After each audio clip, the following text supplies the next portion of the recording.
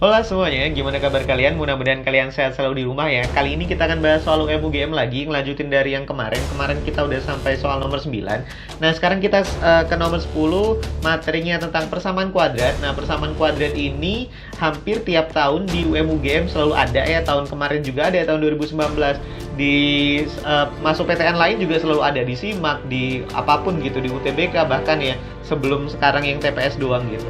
Nah, gimana cara penyelesaian soal ini? Langsung aja kita mulai bahas bareng-bareng.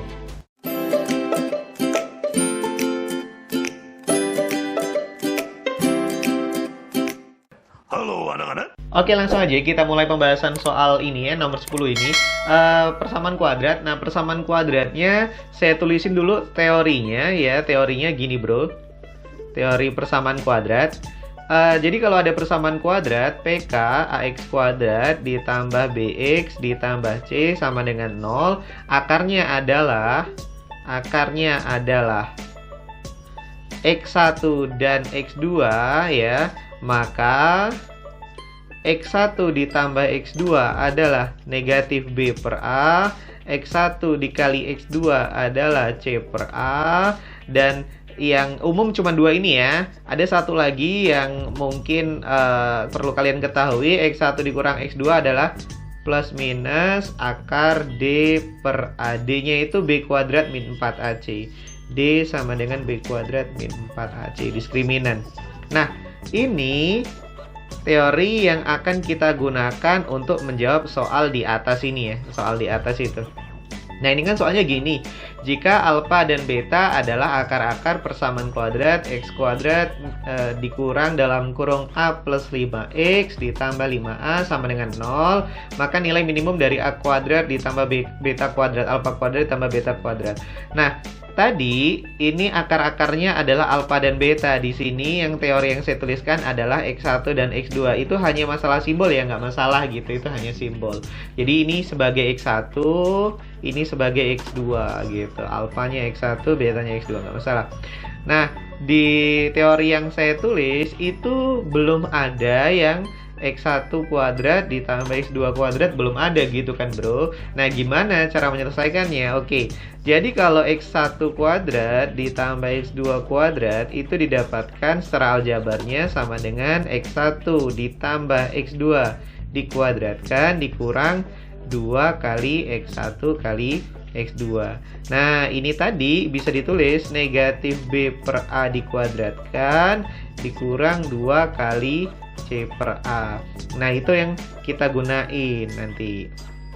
Nah, ini ya bro ya. Oke. Nah, terus kok ada kata-kata minimum? Apakah harus menggunakan teori turunan seperti di soal nomor 5 sama nomor 6 kemarin gitu? Ya, ya kita lihat dulu. Mau menggunakan turunan boleh, atau nanti kalau bentuknya fungsi kuadrat pakai teori fungsi kuadrat juga sama aja. Mana aja yang nanti kalian inget ya. Kita eksekusi deh jawabannya. Kita jawab bro. Caranya gini bro. Ya ini tadi ya kita ganti ya. Jadi alfa kuadrat ditambah beta kuadrat tadi sama dengan alfa ditambah beta dikuadratin dikurang 2 kali alfa beta gitu. Nih negatif B per A berarti B-nya ini ya. Ini A-nya sama dengan 1, ini B-nya, ini C-nya gitu. B-nya tuh negatif dalam kurung A plus 5. Berarti negatif dalam kurung A plus 5 per 1 kuadrat gitu dikurang 2 kali C per A, 5A per 1 gitu. Jadi ini negatif dikuadratin tetap positif ya. Jadinya ini dikuadratin A plus 5-nya jadi A kuadrat. Ini sama dengan A kuadrat ditambah 10A ditambah 25 dikurang 10A.